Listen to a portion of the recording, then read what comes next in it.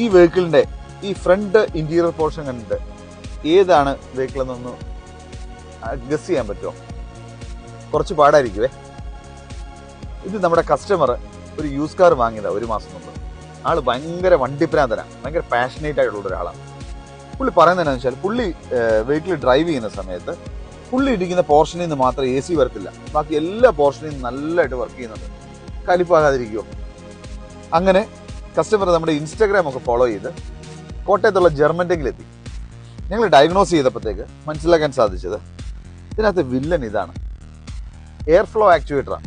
അതായത് ഓരോ AC ഓരോ പോർഷനിലോട്ട് നമുക്ക് ACയുടെ ഡയറക്ഷൻസ് വരുന്നുണ്ടല്ലോ, ACയുടെ ഫ്ലോ, എയർ ഫ്ലോ. സോ അത് ഡയറക്റ്റ് ചെയ്യാൻ ഹെൽപ്ഫുൾ ആയിട്ടുള്ള ഒരു മൊഡ്യൂളാണിത്. സംഭവം നിസ്സാരാണ്, വലിയ എക്സ്പെൻസീവ് ഒന്നുമല്ല. പക്ഷേ ഇതിൻ്റെ ഒരു പ്രശ്നം എന്താണെന്ന് വെച്ച് കഴിഞ്ഞാൽ, ഇത് മാറണമെന്നുണ്ടെങ്കിൽ ഡാഷ്ബോർഡ് കംപ്ലീറ്റ് ആയിട്ട് സ്ട്രിപ്പ് ചെയ്യണം. അങ്ങനെ ഡാഷ്ബോർഡ് നമ്മൾ സ്ട്രിപ്പ് ചെയ്തിരിക്കുകയാണ്. ഇനി ഇത് തിരിച്ച് റീപ്ലേസ് ചെയ്യും. ഡാഷ്ബോർഡ് ഊരുക എന്ന് പറഞ്ഞാൽ അത്ര ഈസി ആയിട്ടുള്ള കാര്യമല്ല. കാരണം എന്താണെന്ന് വെച്ച് കഴിഞ്ഞാൽ, ഒരുപാട് കാര്യങ്ങൾ നമുക്ക് അഴിക്കാനുണ്ട്.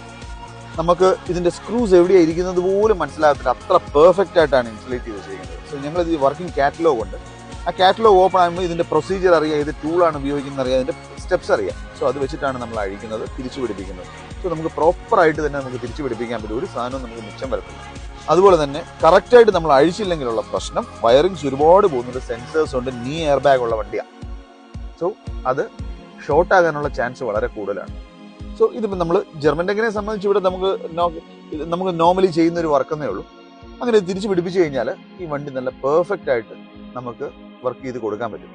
ഇനി ഞാനൊരു കാര്യം പറയാൻ വിട്ടുപോയത്, വെഹിക്കിൾ അതെന്ന് ഞാൻ പറഞ്ഞില്ല, ഇതൊരു 2017 മോഡൽ പോർഷയുടെ പനമേരയാണ്. സോ ഇതുപോലുള്ള വർക്കുകൾ എന്തെങ്കിലും നിങ്ങൾക്ക് ഉണ്ടെങ്കിൽ ധൈര്യമായിട്ട് കോൺടാക്ട് ചെയ്തു.